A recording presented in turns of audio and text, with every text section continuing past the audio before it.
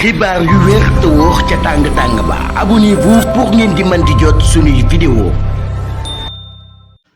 dal leen ak jàmm seen chaîne bi di Buzz 221 HD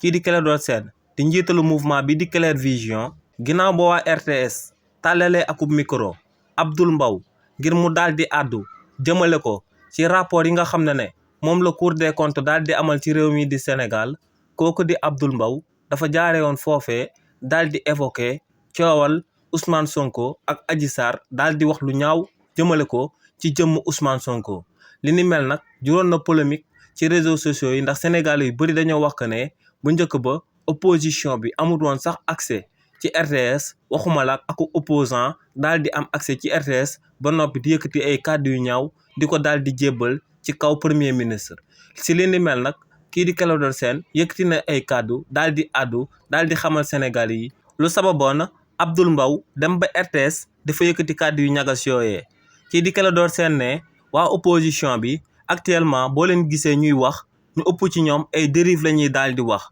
maanaam dañuy yëkkati ay kàddu yu ñaaw ay kàddu yi nga xam ne xel mënu koo nangu di ko jëmale ci autorités yu bees yi ne si li ni mel nag na ci autorités yu bees yi daal di def ndànk bu baax ndax ne waa opposition bi stratégie la ñuy teg ci li ni mel ndax ne ñu ëpp ci ñoom dañoo bëgg ñu daal di leen di jàpp ci kàddu yi ñuy yëkkati bu ko defee ñu ne kookee dérive d'opinion la wala daa yëkkati ay kàddu yi nga xam ne waru ko yëkkati te li ni mel moom moo sabab ñu daal di koy jàpp ci réew mi di Sénégal mais en réalité waa opposition bi dañoo def li nga xam ne si loolu lañ leen war a daal di jàpp te moom mooy jël alalu askan wi daal di koy luubal te ñu ëpp ci ñoom dañ leen a war a jàpp ci loolee ñu daal di amal nee nag ngir daal di contrer ñu jàpp leen ci akub sàccub xaalis ne li ni mel moom moo sabab ñooñee bëgg ñu daal di leen di jàpp ci ay liberté d'expression wala ay dérive kàddu yi nga xam ne dinañ koy yëkkati jëmale ko ci autorité yu bees yi.